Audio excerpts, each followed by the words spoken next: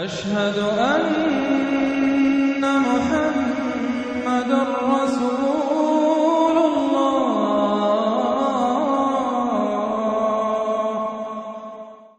القاریہ نام، پہلے لفظ القاریہ کو اس کا نام قرار دیا گیا ہے۔ یہ صرف نام ہی نہیں ہے بلکہ اس کے مضمون کا عنوان بھی ہے، کیونکہ اس میں سارا ذکر قیامت ہی کا ہے۔ زمانہ نزول، اس کے مکی ہونے میں کوئی اختلاف نہیں ہے، بلکہ اس کے مضمون سے ظاہر ہوتا ہے کہ یہ بھی مکہ معظمہ کے ابتدائی دور کی نازل شدہ سورتوں میں سے ہے۔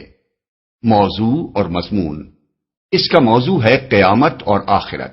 سب سے پہلے لوگوں کو یہ کہہ کر چونکایا گیا ہے کہ عظیم حادثہ کیا ہے، وہ عظیم حادثہ تم کیا جانو کہ وہ عظیم حادثہ کیا ہے۔ اس طرح سامعین کو کسی ہولناک واقعے کے پیش آنے کی خبر سننے کے لیے تیار کرنے کے بعد دو فقروں میں ان کے سامنے قیامت کا نقشہ پیش کر دیا گیا ہے کہ اس روز لوگ گھبراہٹ کے عالم میں اس طرح ہر طرف بھاگے بھاگے پھریں گے جیسے روشنی پر آنے والے پروانے بکھرے ہوئے ہوتے ہیں، اور پہاڑوں کا حال یہ ہوگا کہ وہ اپنی جگہ سے اکھڑ جائیں گے، ان کی بندش ختم ہو جائے گی اور وہ دھنکے ہوئے اون کی طرح ہو کر رہ جائیں گے۔ پھر بتایا گیا ہے کہ آخرت میں جب لوگوں کا حساب کرنے کے لیے اللہ تعالی کی عدالت قائم ہوگی تو اس میں فیصلہ اس بنیاد پر ہوگا کہ کس شخص کے نیک اعمال برے اعمال سے زیادہ وزنی ہیں اور کس کے نیک اعمال کا وزن اس کے برے اعمال کی بنسبت ہلکا ہے۔ پہلی قسم کے لوگوں کو وہ عیش نصیب ہوگا جس سے وہ خوش ہو جائیں گے، اور دوسری قسم کے لوگوں کو اس گہری کھائی میں پھینک دیا جائے گا جو آگ سے بھری ہوئی ہوگی۔ بسم اللہ الرحمن الرحیم، شروع اللہ کے نام سے جو رحمان و رحیم ہے۔ القارعہ، ما القارعہ، وما ادراک ما القارعہ، عظیم حادثہ، کیا ہے وہ عظیم حادثہ، تم کیا جانو کہ وہ عظیم حادثہ کیا ہے۔ عظیم حادثہ، اصل میں لفظ قارعہ استعمال ہوا ہے جس کا لفظی ترجمہ ہے ٹھونکنے والی۔ قرع کے معنی کسی چیز کو کسی چیز پر زور سے مارنے کے ہیں جس سے سخت آواز نکلے۔ اس لغوی معنی کی مناسبت سے قارعہ کا لفظ ہولناک حادثے اور بڑی بھاری آفت کے لیے بولا جاتا ہے۔ مثلا عرب کہتے ہیں قرعتہم القارعہ، یعنی فلاں قبیلے یا قوم کے لوگوں پر سخت آفت آ گئی ہے۔ قرآن مجید میں بھی ایک جگہ یہ لفظ کسی قوم پر بڑی مصیبت نازل ہونے کے لیے استعمال ہوا ہے۔ سورہ رعد میں ہے وَلَا يَزَالُ الَّذِينَ كَفَرُوا تُصِيبُهُمْ بِمَا صَنَعُوا قَارِعَةٌ، یعنی جن لوگوں نے کفر کیا ہے ان پر ان کے کرتوتوں کی وجہ سے کوئی نہ کوئی آفت نازل ہوتی رہتی ہے۔ آیت 31۔ لیکن یہاں القاریہ کا لفظ قیامت کے لیے استعمال کیا گیا ہے، اور سورہ الحاقہ میں بھی قیامت کو اسی نام سے موسوم کیا گیا ہے۔ آیت 4۔ اس مقام پر یہ بات نگاہ میں رہنی چاہیے کہ یہاں قیامت کے پہلے مرحلے سے لے کر عذاب و ثواب کے آخری مرحلے تک پورے عالم آخرت کا یکجا ذکر ہو رہا ہے۔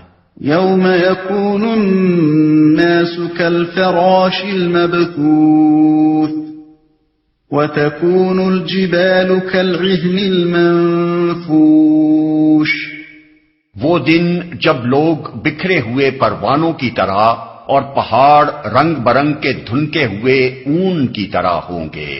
یہاں تک قیامت کے پہلے مرحلے کا ذکر ہے، یعنی جب وہ حادثہ عظیم برپا ہوگا جس کے نتیجے میں دنیا کا سارا نظام درہم برہم ہو جائے گا۔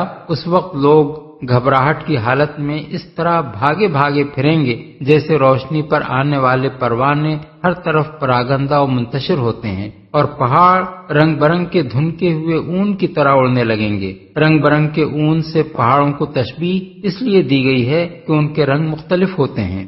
فَأَمَّا مَن ثَقُلَتْ مَوَازِينُهُ فَهُوَ فِي عِيشَةٍ رَاضِيَةٍ، پھر جس کے پلڑے بھاری ہوں گے وہ دل پسند عیش میں ہوگا۔ پھر یہاں سے قیامت کے دوسرے مرحلے کا ذکر شروع ہوتا ہے جب دوبارہ زندہ ہو کر لوگ اللہ تعالیٰ کی عدالت میں پیش ہوں گے۔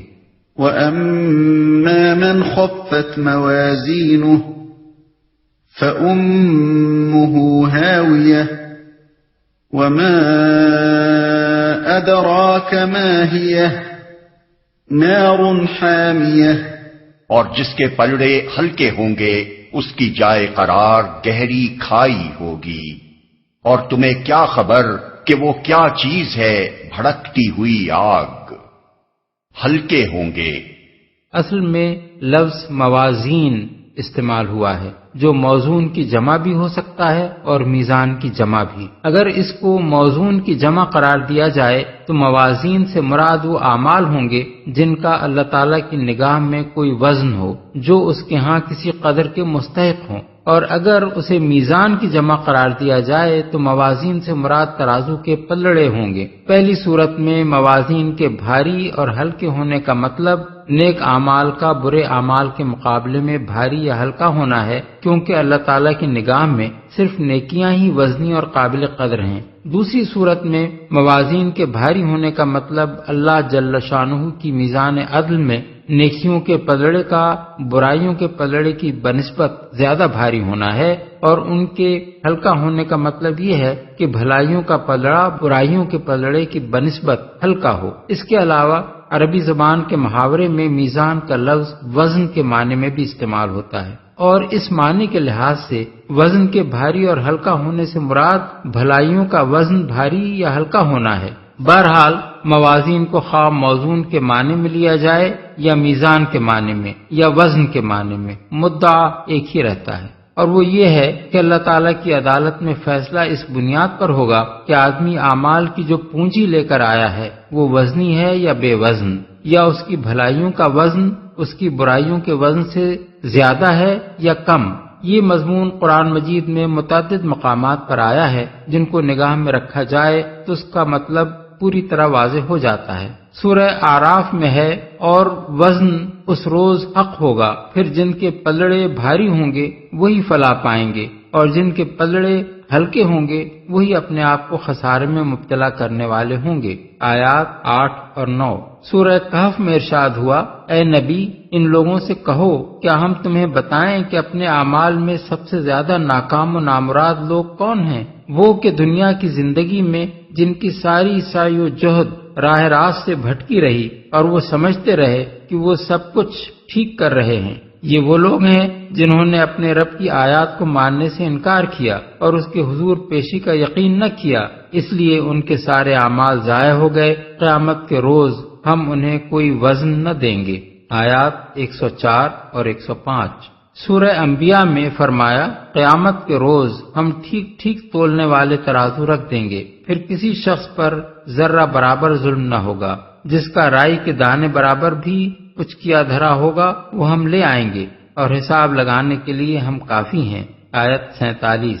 ان آیات سے معلوم ہوا کہ کفر اور حق سے انکار بجائے خود اتنی بڑی برائی ہے کہ وہ برائیوں کے پلڑے کو لازماً جھکا دے گی، اور کافر کی کوئی نیکی ایسی نہ ہوگی کہ بھلائیوں کے پلڑے میں اس کا کوئی وزن ہو جس سے اس کی نیکی کا پلڑا جھک سکے۔ البتہ مومن کے پلڑے میں ایمان کا وزن بھی ہوگا اور اس کے ساتھ ان نیکیوں کا وزن بھی جو اس نے دنیا میں کی۔ دوسری طرف اس کی جو بدی بھی ہوگی وہ بدی کے پلڑے میں رکھ دی جائے گی، پھر دیکھا جائے گا کہ آیا نیکی کا پلڑا جھکا ہوا ہے یا بدی کا۔ گہری کھائی ہوگی۔ اصل الفاظ ہیں امہ ہاویہ، یعنی اس کی ماں ہاویہ ہوگی۔ ہاویہ ہوا سے ہے، جس کے معنی اونچی جگہ سے نیچی جگہ گرنے کے ہیں، اور ہاویہ اس گہرے گڑھے کے لیے بولا جاتا ہے جس میں کوئی چیز گرے۔ جہنم کو ہاویہ کے نام سے اس لیے موسوم کیا گیا ہے کہ وہ بہت عمیق ہوگی اور اہل جہنم اس میں اوپر سے پھینکے جائیں گے۔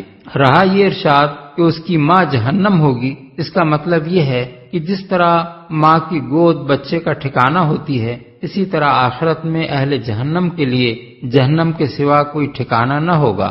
بھڑکتی ہوئی آگ، یعنی وہ محض ایک گہری کھائی ہی نہ ہوگی بلکہ بھڑکتی ہوئی آگ سے بھری ہوئی ہوگی۔